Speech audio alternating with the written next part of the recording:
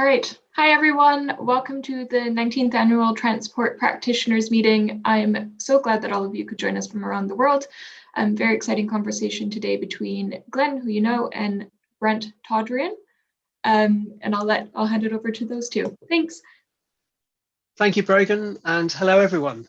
Yes, I'm Glenn Lyons, the Mont MacDonald Professor of Future Mobility at UWE Bristol. And following Brogan, it's my privilege to offer you all a very warm welcome to the 19th Annual Transport Practitioners Meeting. We've 2 packed days ahead of us with all sorts of sessions to get to grips with the challenges and opportunities that our sector is facing at the moment. This is the second time the meeting's taken place virtually, and who knows what next year will have to offer. I know there will have been preparations by many of you to help make this year's event a success, but at the outset, I'd like to pay tribute to PTRC as a team, and in particular to the tireless efforts of Brogan McPherson, who I know was up very early this morning checking final arrangements. So thank you, Brogan. And thank you to this year's event sponsors, PTV and Sweco, who've helped make this possible. With some 140 presenters, we have over 250 delegates, I'm told, from local authorities, government, the private sector, charities, and academia. While only 1 in 5 people working in the transport sector are women, over 40% of people taking part in the meeting over the next 2 days are women, a very positive sign in changing times. Before we get underway, a reminder that at 12 p.m. today, there is the TPM 2021 awards ceremony, so please do come along to that if you can. And do share your views during the meeting on Twitter using the hashtag 2021TPM. Well, I'm absolutely delighted to have Brent Toderian joining us from Canada in conversation for this initial plenary keynote session. Brent is a nationally and internationally respected practitioner and thought leader with nearly 30 years of experience in advanced urbanism, city planning, urban design, transportation, and change management. He's worked with cities around the world and was Vancouver's city planner, chief city planner, I should say, from 2006 to 2012, during which time his responsibilities included the 2010 Winter Olympics related planning and design. He also has nearly 100,000 followers on Twitter, in case you're interested in that. So good morning, Brent. It's lovely to have you with us. Now it's just after 9 a.m. UK time, but just to give our audience some initial context, I think it's around 1 a.m. your time. Is that correct? It is. So it's a very early morning for me. It's barely morning. It's almost still yesterday for me. But good morning, everyone. I'm very happy to be here. Fantastic. Well, I've said a few words of introduction about you, but much better to hear from you yourself. Now, I mean, quite clearly, you're an addicted urbanist, if I can say that. So imagine yourself now in a therapy session of Passionate Urbanists Anonymous. How would you introduce yourself?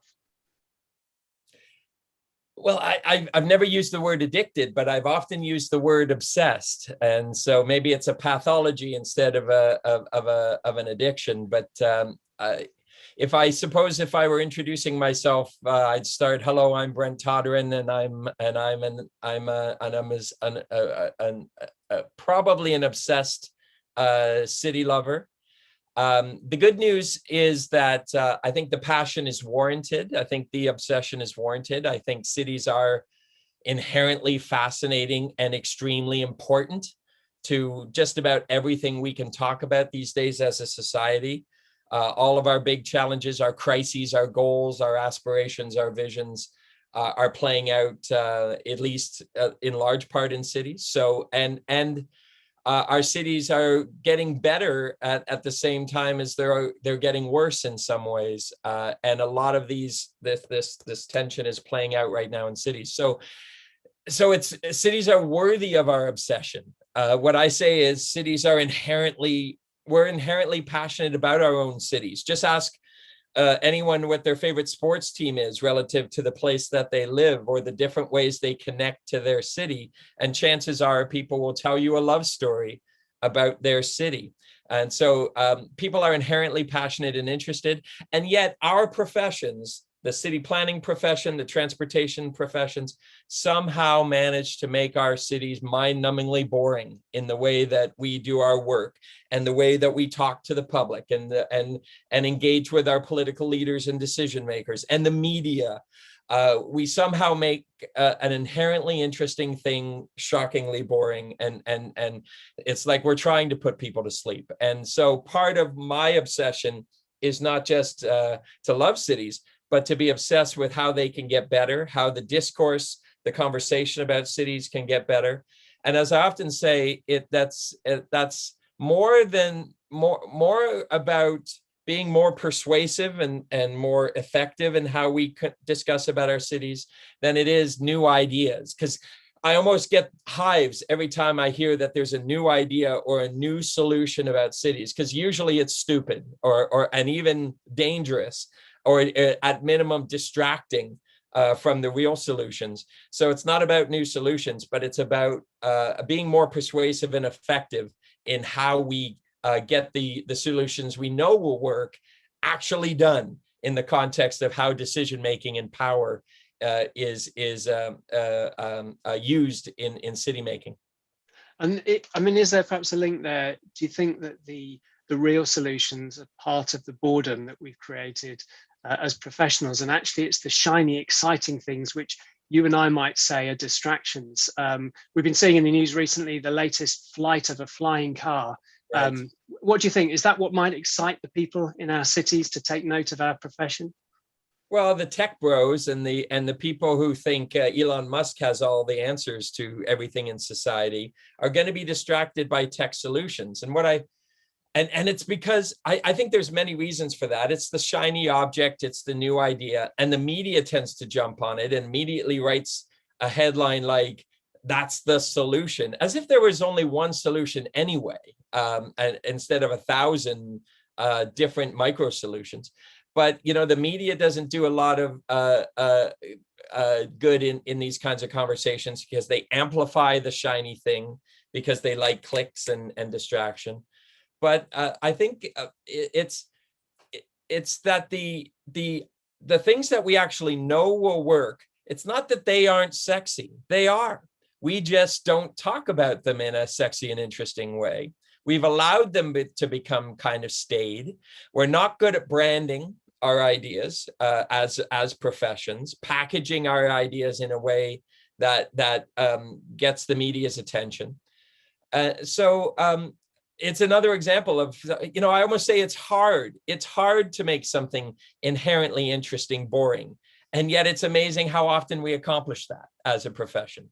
So you get the sense right off the bat that I'm not apologetic. I don't make apologies for our professions when I think our professions are doing a bad job, but it's because I know we can do a better job. I spend most of my obsession for the last 10 years of my 30 years has not been about the right answers, because I've known what many of the right answers have been. We know what the right answers are. It's about how to make those right answers break through the noise of the public, get the attention of the media, and become almost no-brainers for the decision makers and politicians, because that's how change happens.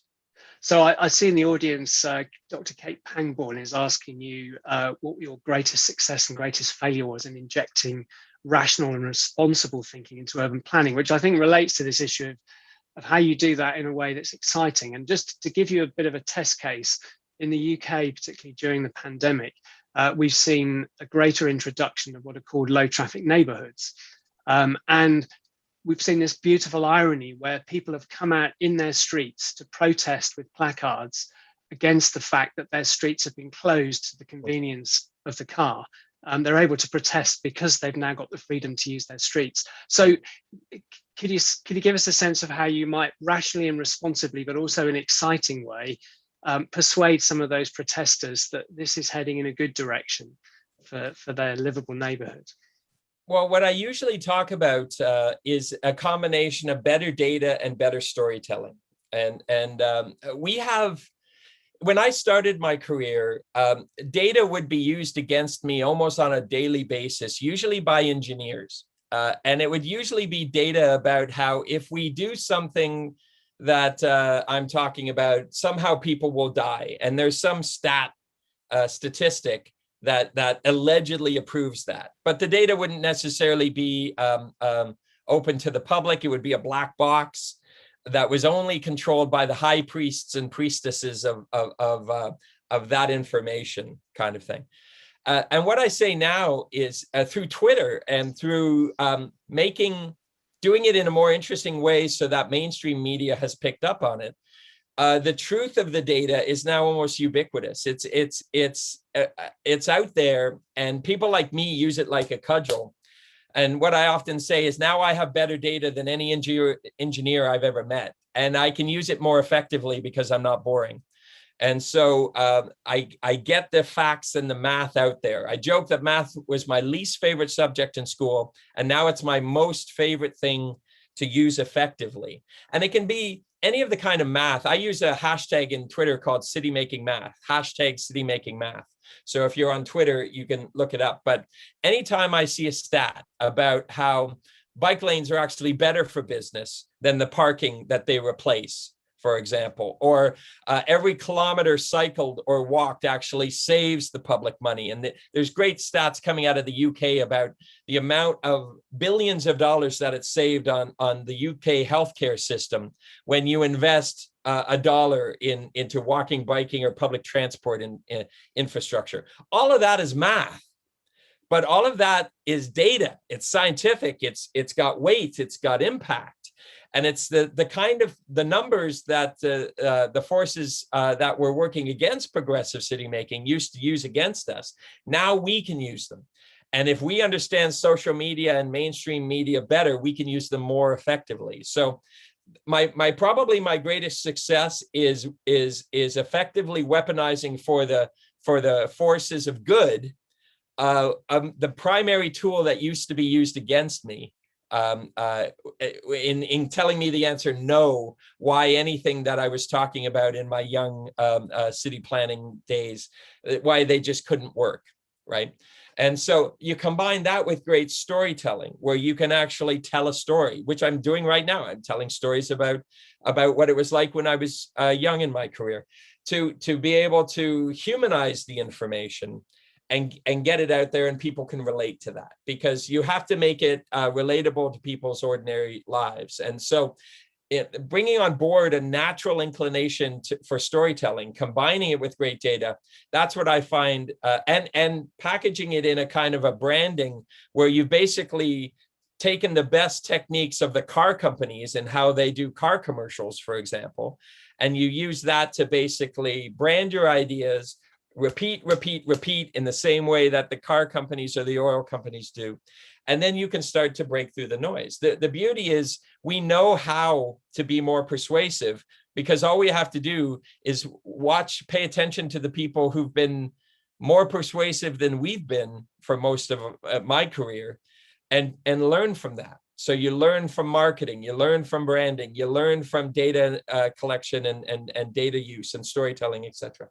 And you become, that's how you become more effective. That's how you become more persuasive.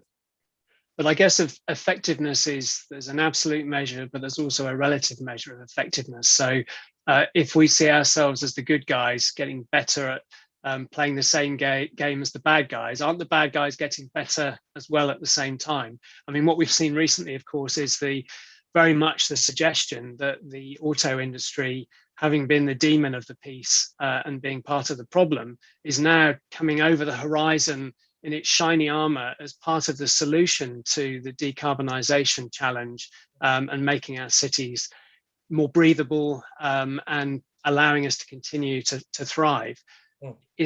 What do you make of that? And we really facing a big challenge.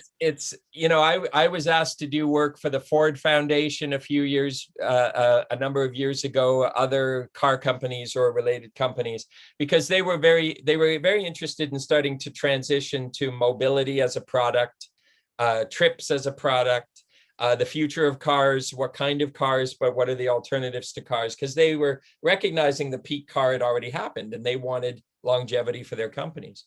And I didn't mind doing that because I think getting the car companies to be better companies with better products is sort of part of our success.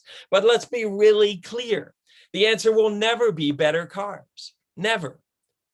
Because we know that, first of all, cars can only get so much better. And we also know that with Jevons paradox, every time we've ever improved the cars, we've ended up with bigger cars and cars that get driven more often and further.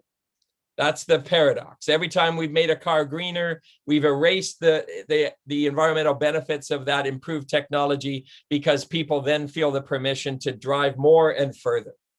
So the answer will never be better cars. The answer will always have to be fewer cars and less driving. So to your point, while the car companies are out there convincing politicians that we don't need to do anything fundamentally different because just swap in electric vehicles for the non-electric vehicles and we're done, it's people like me and others that are out there saying, yes, all the remaining cars should be electric or hydrogen or better technologies. But we know all the studies and math shows us that that will not get us there. Plus, it has the space problem, still has the pollution problem, still has the public health problem related to less activity designed into our communities, still has so many problems that a better car will never solve, that only can be solved by alternatives to the car, by fewer cars and less driving. So like anything else, they are trying their technique, and we have to be out there hammering home the truth, which is, yes, by all means, make our cars better, but make sure they are smaller, make sure there's less of them, make sure they're driven less, because we're investing in the infrastructure and the change management that actually leads to better cities, better communities with fewer trips, less driving necessary, etc. So that the cars are still there and they are better, but by design, we've designed the solution so as they get better, there are also fewer of them and they are also driven less. I'm personally persuaded by everything you said there, and I can well imagine most, if not all, of our audience are nodding vigorously over their breakfast with what you said. Nevertheless, of course, we may be in a minority in terms of even other professionals, but the wider public psyche.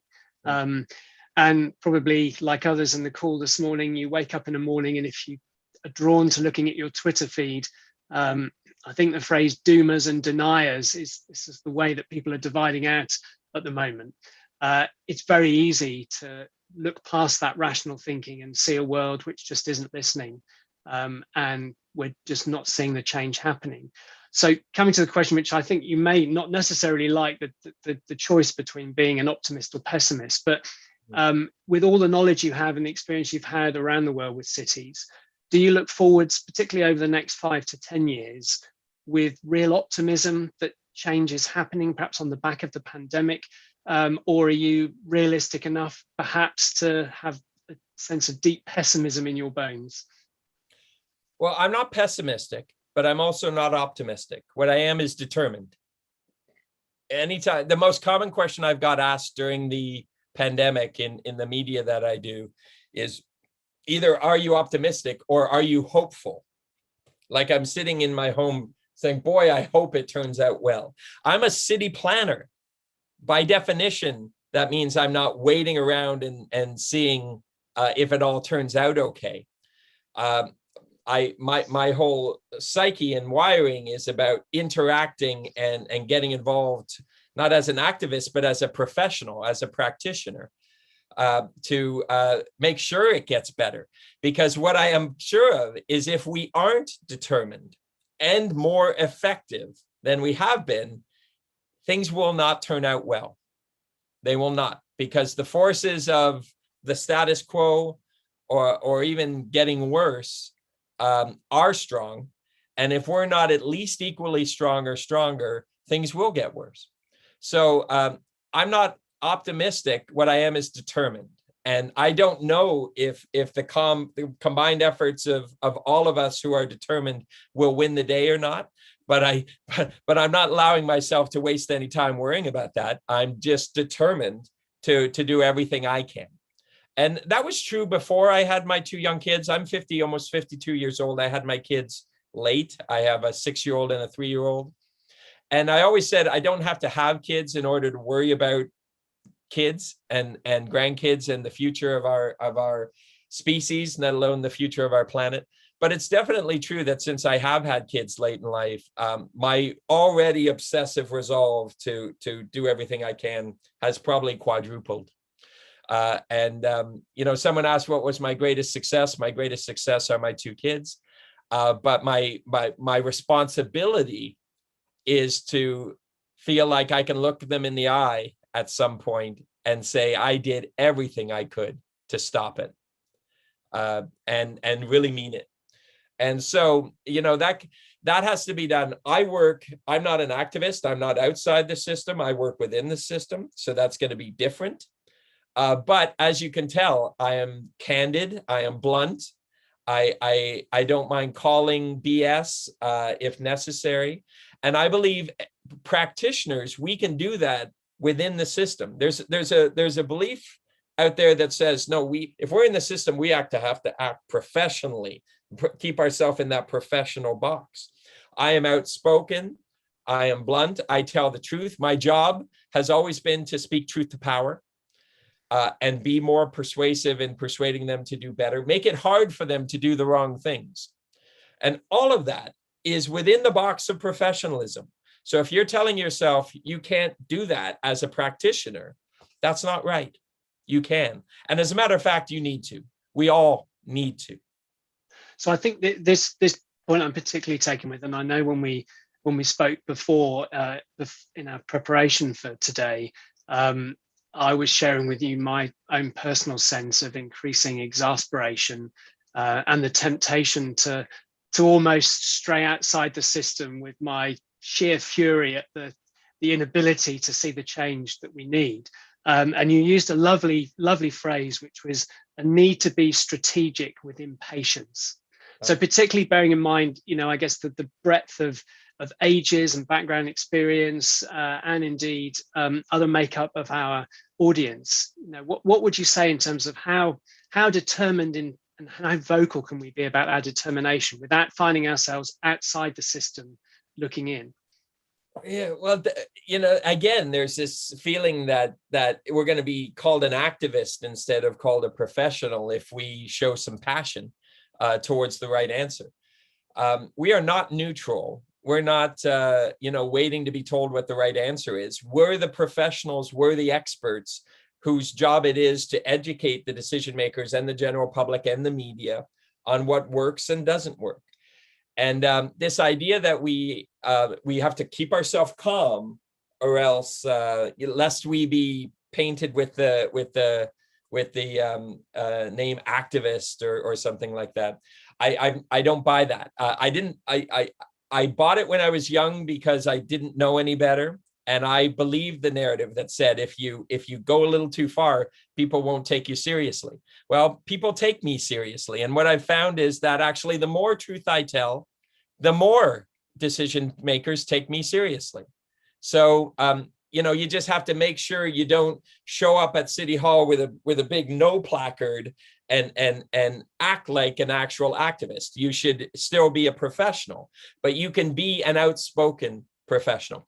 I once followed the mayor of Oslo at an event a couple of years ago, and the mayor, speaking of speaking truth to power, the Oslo was my client at the time, so I took risks saying this, but in his introductory comments, he basically said, we've got so much work to do, but we have to recognize that people don't like change, fast change. So we have to go at a pace that the people are comfortable with. He said essentially something like that. And then he introduced me and I got up next. And the first thing I said was, that's wrong. We cannot go at the pace that people are comfortable with. We have to affect and alter people's comfort level about the pace of change. That is necessary for us to be able to meet our own timelines that the science tells us we need to meet, or the urgency of our various crises that aren't about climate change, affordability, equity, racism, etc. So what I say is that as a city planner, I was almost designed and trained to be patient. You know, city planning is by its nature long-term. I remember in my education, cities change over time, gradually. You have to know that going into your profession, Brent, that you're going to have to be patient. And that was instilled in me very young, that change occurs gradually. And at a certain point in my career, when I started to get more confident, I realized there are many moments where patience is not a good thing, that we have to create a sense of urgency. And so I started using the term strategic impatience. I didn't wave my arms around willy-nilly all the time and cry wolf. So there would be moments in my practice where I expressed the need for impatience. And so I call it strategic impatience. But, and I started talking about that, and that resonated with people. And then I started just saying, we're past that now. Now we're in the era of crisis. Almost a lot of city building now is crisis management.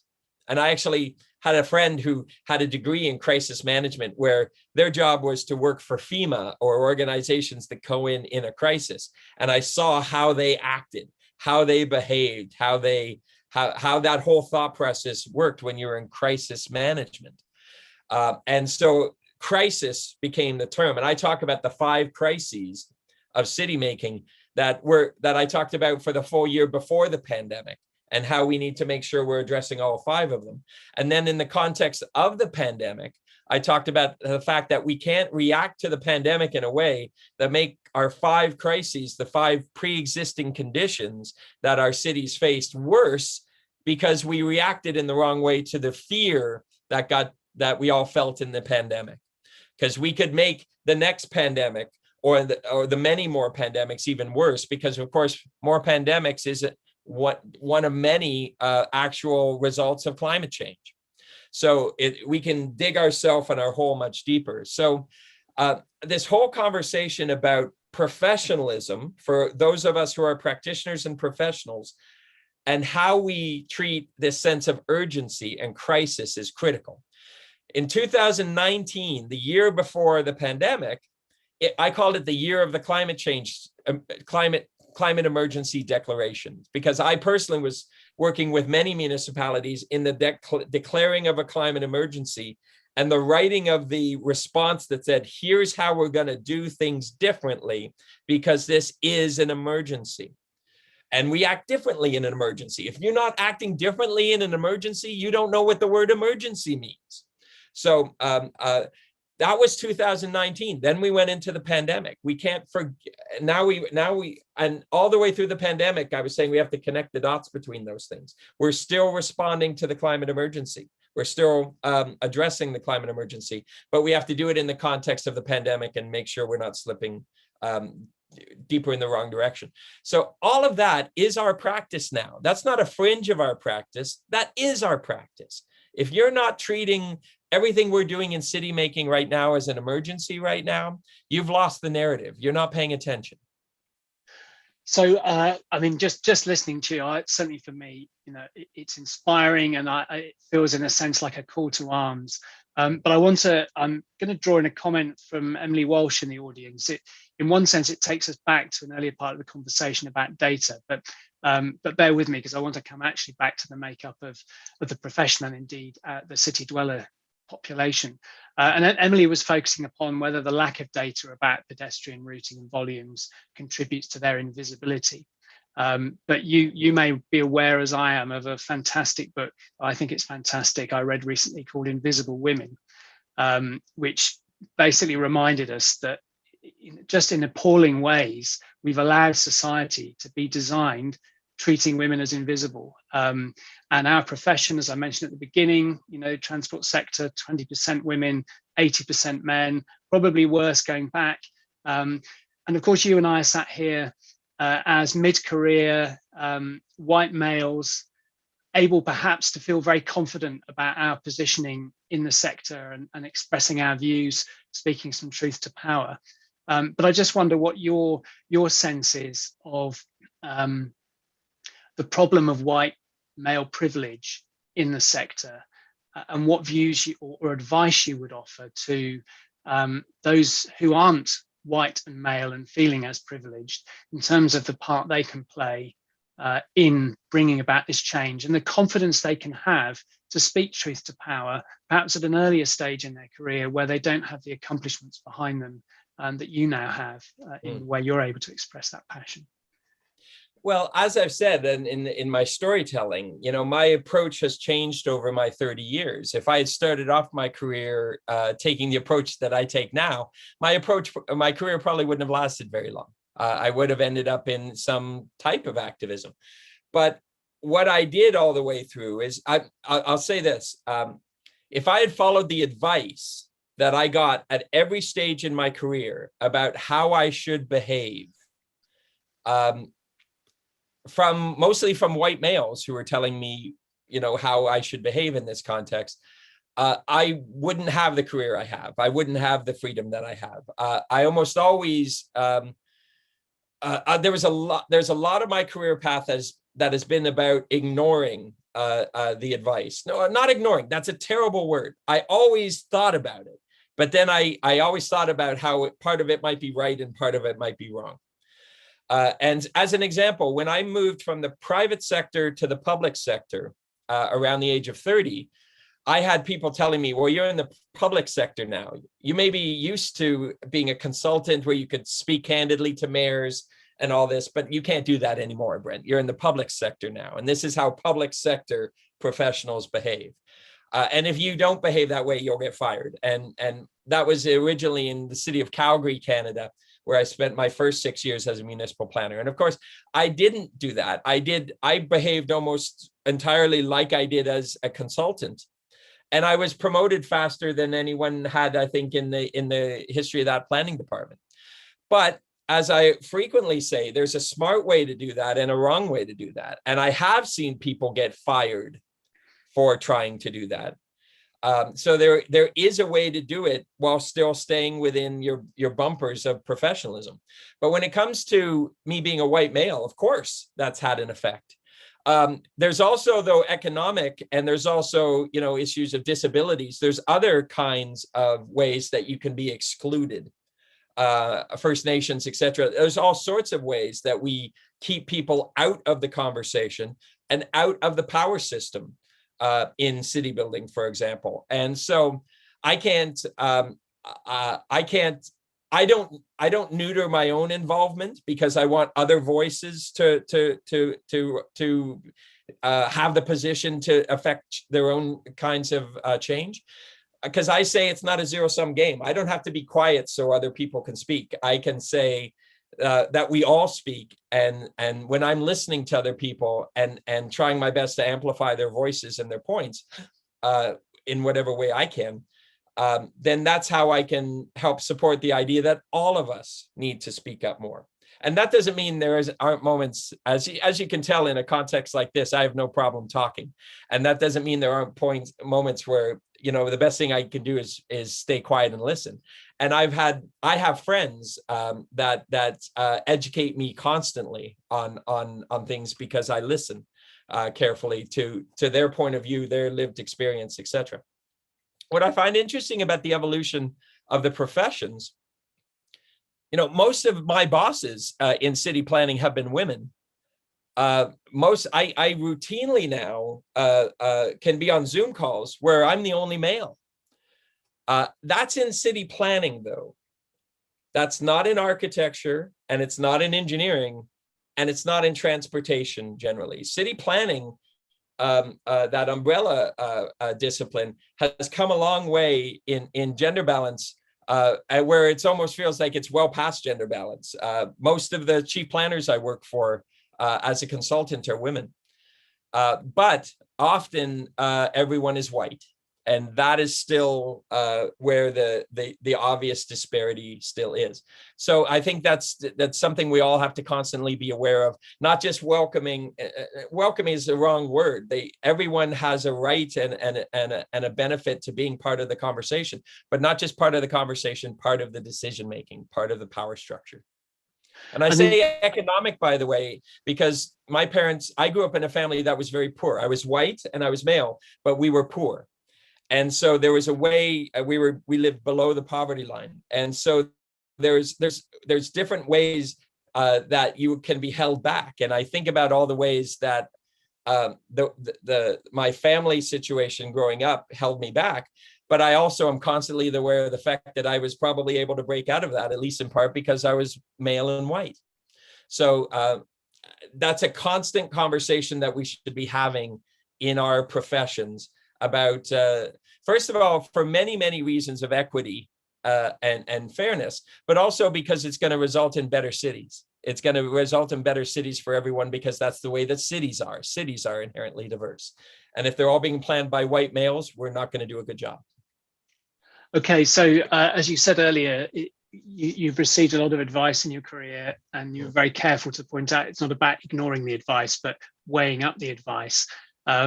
So I mean, just continuing this thread really, in the audience, Anna Rothney asked, Brent, how do you think younger generations can be empowered and enabled to have more of an influence on their own future? Do older generations have a responsibility and the power to do this? So particularly before you answer, I think really trying to have in mind, if you're now imparting advice to a young woman in our profession, perhaps a young woman of color indeed in our profession, really trying to see from their end of the telescope, how can they really feel empowered to progress in their own career and make that difference that many of them will be wanting to desperately, like we all do? Well, it's interesting. In those kinds of conversations, I found some of the bravest people that don't need encouragement to speak their truth are women and women of color, because there's almost a natural willingness to speak the truth. It's often some of the other demographics that need more encouragement, I suppose.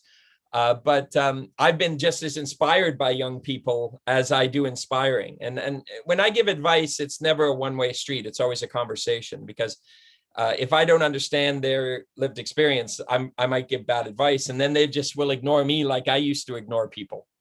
Because, you know, advice, the funny thing about advice is it's always aggregate. It may be true in aggregate, but it's not necessarily true specifically for you. That's what I always found, that there's always something to be learned in the advice you get, but that doesn't mean that that advice is true for you.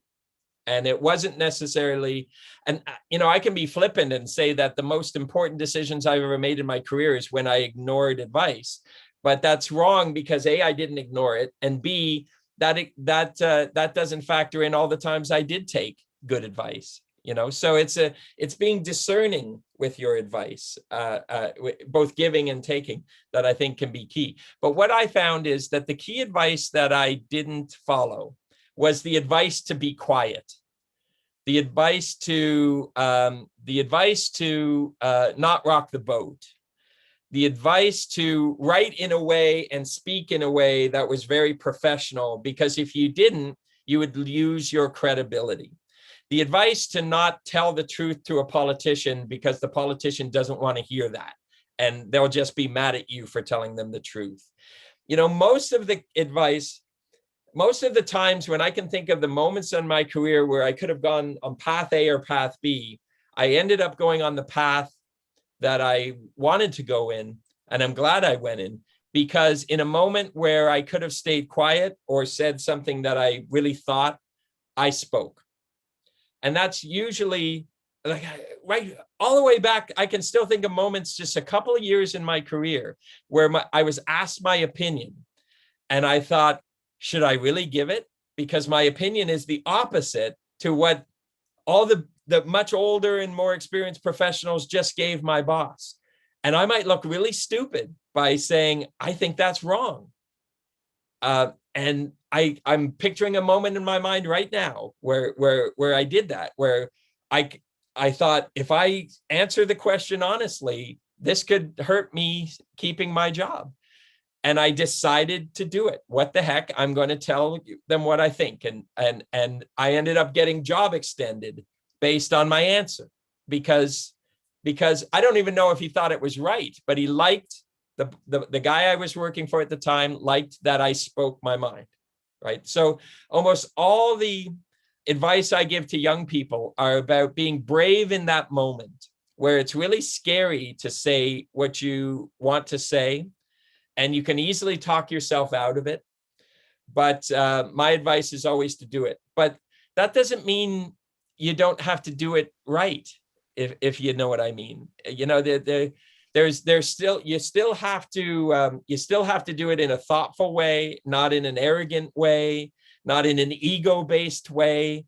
Because what I've always found is you can be passionate, you can talk a lot like I do, and people will give you the benefit of the doubt if they believe you're trying to do good. This isn't about your ego. This isn't about wanting to make yourself feel smarter than other people. You're just really passionate and you want good things, and your heart is in the right place for your professional practice. They will cut you a lot of slack, is what I've noticed for that, because you have the high ground, is one of the way I put it. You're on the side of right, and you're trying to do good things, and you have the high ground.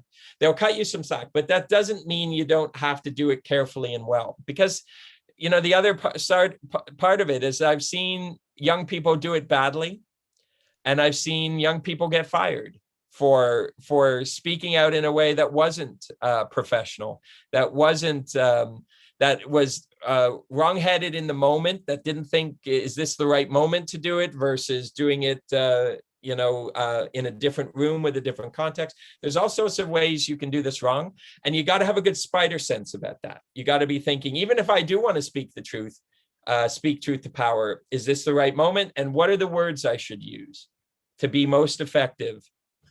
So you have to constantly be thinking about that. Yeah. Now, not be paralyzed by that constant thinking. That's the hard part. That's great. I want to come on to politics in a moment, conscious of time, but also I have a colleague and friend who I work with, who is both an activist and a professional. And you've made the distinction between the two. And I see in the audience, someone is now, I think, scratching their head saying, oh, crikey, now I don't know whether I can be a professional or an activist. Does Brent have any advice for activists out there?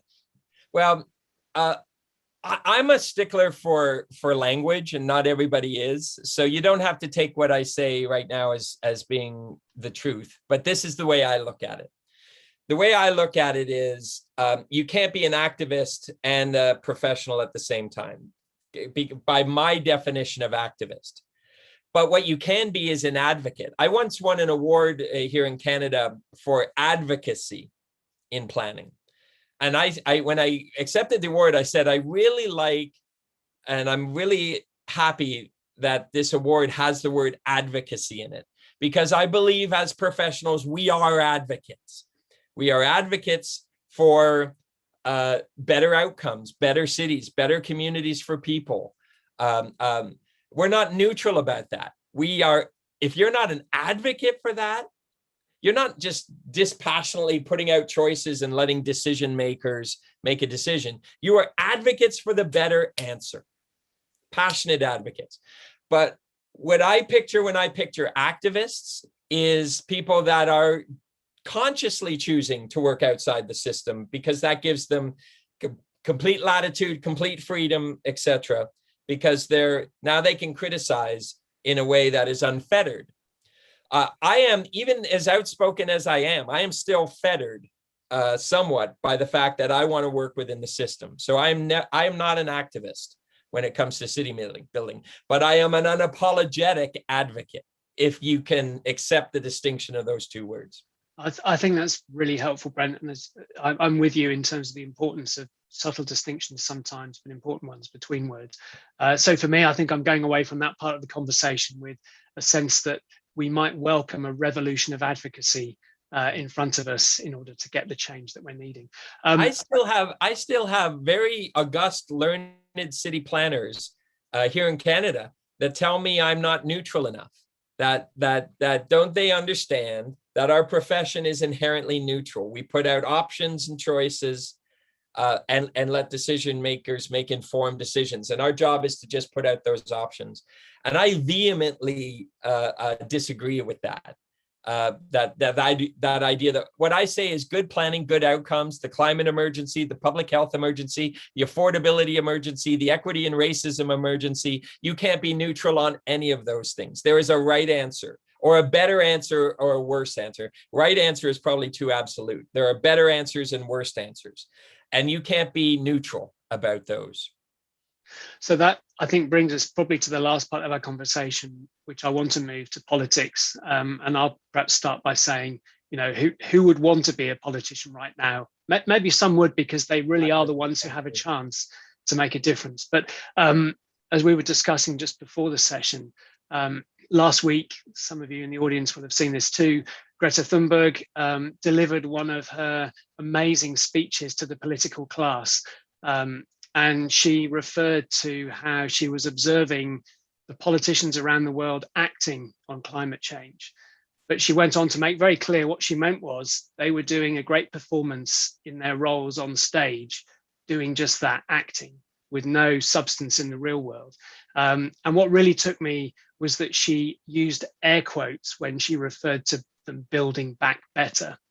So if we cut through the BS, as you've referred to it, I know in our previous conversation, what would you be saying now to the politicians, or have you said to the politicians in Vancouver and elsewhere?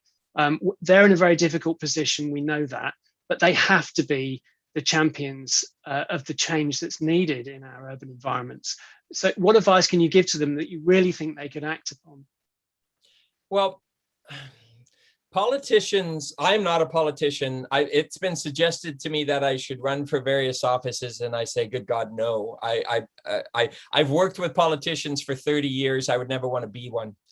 And that's not a disparaging to them. It's because politics is hard in a way. There's a lot of politicians who feel they can't tell the truth.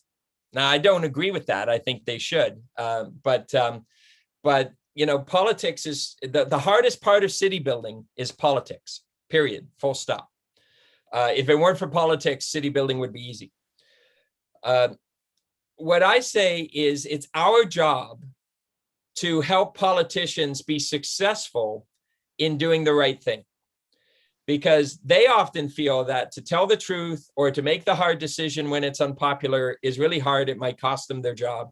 Now, I can say, you should be willing to lose your job, because that's what leadership is. But that's not going to resonate with every politician. What I actually say is it's my job to help position you for success in doing the right thing, or to weather the storm. You might not be popular, but you can weather the storm, use some of your political capital and move on, but not lose your job over it as a politician. So I need to give you the language. I need to give you the information and data and give it to you in a persuasive way. I need to show everyone that you're right, even though you're not popular. And I do that with my Twitter feed. I do that with my work, where it's not enough to just give a politician the right answer. You have to tell the politician that you're going to help them weather the storm of doing the controversial thing, because often the right thing is the controversial thing, at least initially, until you've proven that it actually works, right? So you need politicians who are willing to weather that, and you need to help them. You're not neutral to the politics of this. I had a mayor once tell me, Brent, I'm willing to get unelected over this issue. It's that important to me. And I've said, well, I love Mr. Mayor. I'm thrilled to hear that. But it's my job to make sure you don't get unelected over this issue, because if you get unelected over this issue, the next mayor won't even try it. We need politicians to be able to do the right thing, the unpopular thing, and be successful. I'm not a political operative. I'm a city planner and a change agent, but I need politicians to be successful politically when they do the right thing. So it's on me to give them political positioning. Always by telling the truth. I don't lie for politicians, never. But I position their hard decision with the right facts, the right information, the right professionalism, etc. And I help them succeed by being the expert that they can point to and say, the expert is saying this is the way it'll work, and give them the good persuasive language, etc. So I think it's on us to work with politicians in more of a way like that. And everything I just said to you, there's some planners that say, planners should not do that. That's not appropriate for planners to do that. It's one more example where the advice would be, don't do any of that because that's too political. You're getting too close to the politicians. But the point is, you're not a partisan helper. You're not choosing one party or the other. It's always based on the right city building answer or the wrong city building answer, and you're championing the right answer. And of course, you should do that. I've always worked very closely with politicians, even politicians I'm not inclined to agree with, because your job is to actually help get them make the best decisions they can for better city making. Now, we know at the moment around the world, I guess, that there's often a policy action gap in our cities. But we were talking earlier about the number of cities around the world, certainly many in the UK, many regions that have declared a climate emergency. There are others who haven't declared, but you've also got views, I know, in distinguishing between those who've declared an emergency but don't believe they're in an emergency, and others who are really acting. Tell us a bit more about which category excites you most and why. Well, I've in the last couple of years since I've worked with cities on the declaration of climate emergencies, and more specifically the strategy that would come out of that declaration, I've sort of, for conversation purposes, I've put cities into these categories. There's the cities that declare a climate emergency, mean it, and know what that means. In other words, they know how much their land use decisions, their transportation decisions, et cetera, will need to change to address that climate emergency. That category is a relatively small category. I've actually seen more cities in the next category, which is they declare a climate emergency, they mean it, but they haven't fully wrapped their mind around the everything that will need to change. I've worked with cities that think the answer is to improve the energy efficiency of their municipal buildings, convert their municipal fleet, but they haven't really connected the dots to all the land use decisions around density, land use, compact, walkable, transit supportive communities, and the infrastructure for walking, biking, and public transit that they fundamentally need to do a 180 on in order to take that climate emergency seriously. And when I do try to get them to the point where they realize that, boy, their eyes are like saucers, going, oh my, wow, that's a lot, and all of that's potentially controversial. So that's the second category. They mean it, but they haven't fully understood how much needs to change within the context of their power. And their biggest power as municipal leaders is on land use and transportation infrastructure. And then there's the category that declares it, but doesn't really mean it. That's the performative category. And unfortunately, there are a lot of cities that do that. There's politicians that just don't want to be seen as voting against this, but they have no intention of voting any differently. And I've seen cities say, yes, we declared a climate emergency 5 minutes ago, but I'm not going to put in separated bike lane infrastructure because we need the parking. You know, that's literally a fundamental disconnect between the two decisions you just made. They are inconsistent. But the beauty of them having declared a climate emergency is you can call them on that, because the last category is the cities that aren't declaring a climate emergency. Maybe they're even denying a climate emergency, but I've seen cities literally have the vote and vote down the climate emergency for various reasons. Individual politicians have voted it down. And, you know, you could say, well, there's honesty to that. At least they're telling the truth. But I don't prefer that, because then they are comfortable in their inaction. I like when cities declare a climate emergency. I like when cities make bold statements. I like when a mayor says, I want to be the most livable city in the world, or the most sustainable city in Canada. I'm literally picturing two mayors that have said those two things, because I always point out, well, you better give yourself a deadline, because just saying you want to achieve something without a deadline doesn't mean much. But now we can all hold you accountable anytime you make a decision that seems contrary to that. Anyone can hold you accountable, and it changes the conversation. You know, I once had a mayor that I worked for. I said to them back in the early 2000s, Mr. Mayor, smart growth is something that many politicians are talking about right now. Smart growth would be a really good platform for you, because I wanted to get that information into the mayor's head. And the mayor said, oh, that's great. Can you give me information? I gave him information. I gave him talking points. And that mayor ended up on a TV commercial saying, we want to do smart growth in our city. Let's build the roads first and then the houses. And that was his definition of smart growth. And everybody said, what? That's not smart growth. But it got the subject matter, the smart growth conversation, into the political conversation. And people were able to say, wait a minute, that's not smart growth. Smart growth is this. And eventually that mayor came around and started doing real smart growth, because the conversation sort of carried them in that direction. I've seen so many mayors eventually that weren't keen to do something get carried into the direction once you've made a bold commitment. So I am a fan, a supporter of bold commitments by mayors, declarations of climate emergency, because even if they are initially acting, they invite us all to criticize the hypocrisy, point out the inconsistencies, and that I've seen can move cities and politicians in good directions. It's not perfect. I'd rather they believe it. I'd rather they be not acting, but I'm enough of a pragmatist that I've seen that be helpful and actually work. So that's why I support declarations of climate emergency. I support mayors trying to outdo each other through the power of competition to be the most livable city, or the most sustainable city, as long as you're always able to inject reality into that conversation about what livability and sustainability really means and what it doesn't mean. So again, great advice there, Brent. And I'm seeing, Martin, you're clearly resonating strongly with a lot of people in the audience, I must say, looking at the remarks Brogan's feeding through from the chat. And I'm conscious we're rapidly running out of time.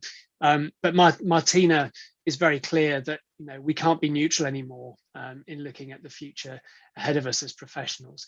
But I wonder, you've described there those organizations, those authorities that declare an emergency, even though they don't know what to do. They've given us an opening. Thinking about your two young children you mentioned, and your greatest achievement, they'll be teenagers in 10 years' time. And I'm not asking you to predict, because I think that's a foolhardy territory to be in at the moment. But can you give us a sense, with your realist head on, but hope for the future of your children, what 10 years' time might look like? Can you see a real sense of change opportunity now in our cities around the world, really? Yeah. Well, I don't like, there's been a lot of questions in the pandemic about what cities are going to be like. And as if there's an answer to that we could know right now. And the folks out there, the futurists and such, who are giving an answer, they're almost always wrong. They just don't know by how much and in what direction they're wrong. What I say, I'm a scenarios thinker. I like doing scenarios planning. If we do this, then this. If we do this, then this. And you sort of track out in your mind constantly what the scenarios are, and you how to affect the most positive scenario. So what I say is, if we are able to start to affect serious change, not just on climate change, but urban health, infrastructure costs, affordability and homelessness, social, economic, and racial equity, and all of these huge crises and challenges that our cities are facing, if we start to really affect rapid, fast, and effective change, we're still going to have challenges, because we've already gone, in the context of climate change, we've gone too far for there to not be consequences. We're already seeing consequences. You saw, we literally had a Canadian town get almost entirely burned after having 3 days of record heat wave that was entirely fueled by climate change. So that we're already, it's too late to avoid the consequences. But what I always say, from learning from climate scientists, because I've sat on a lot of stages and worked closely with climate scientists, is people think that climate change is a yes or no. We either avoid it or we don't. It's like an on and off switch, when in fact it's a dial.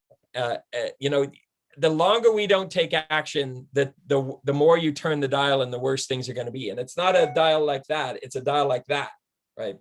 So my guess, or my prognostication of what life is going to be like for my kids in 10 years is entirely dependent on how successful people like me are.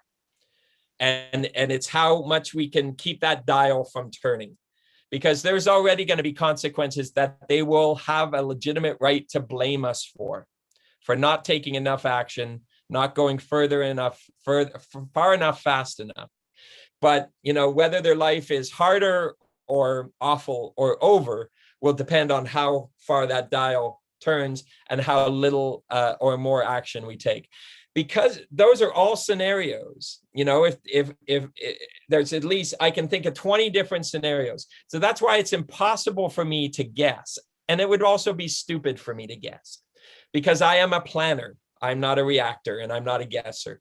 The best way to predict the future is to design it. And so we need to design a better future, and we need to actually make it happen. That's an absolutely perfect line to finish on, Brent, and I'm afraid our time has run away with us. I'd just like, on behalf of all of us, particularly here in the UK, to say a huge thank you. I know the audience has been inspired by what they've been hearing from you in the last hour, and I just want to remind the audience, this is Brent Toderian at 2 a.m. Imagine how inspiring he might be if we had him at 9 a.m. his time. So Brent, thank you ever so much. I'm sure we'll be looking out for you on Twitter. I know people have been delighted to have you here in person, with air quotes for the here in person bit, but it's fantastic. And I know we've captured this conversation to share more widely as well afterwards. So much appreciated. Sleep well.